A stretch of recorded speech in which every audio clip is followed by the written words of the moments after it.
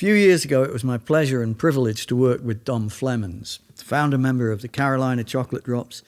Dom is referred to as the American songster, and that is what he is. And together we played a really, what I think was a great repertoire of songs, ragtime songs, old-timey songs, songs we'd written, old English musical songs that had changed and become, American. English songs becoming American, American songs becoming English. Just a really interesting project to do. And at the end of it, I found myself in an interesting position playing the guitar in standard tuning. Now, this is something I've avoided for years and years and years. I've made a living out of not playing the guitar in standard tuning.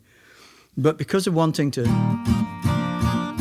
make noises like that behind Dom, there I was in standard tuning. I was greatly amused when somebody in the audience came up to me and said, "You were playing missionary chords," which I thought was very good. I enjoyed that. So there's a missionary chord, the chord of C.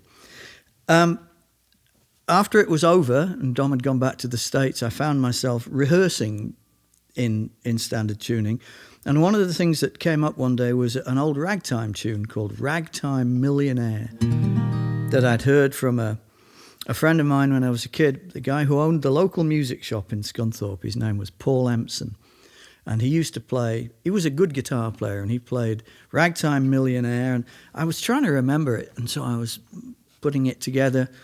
And as I put it together, I realized that it was really apt for a parody. So on my new record, Rooted, there's a song called Neo, in brackets, Liberal Billionaire. So Neoliberal Billionaire. It's based on this old song, Ragtime Millionaire. And I thought it would just be instructive for me to play the tune. And those of you who are interested in such things can also get the tablature from my website, which is martinsimpson.com. But here we go. Here's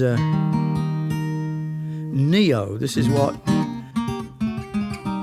what happens when you try and play something you haven't heard since you were 14.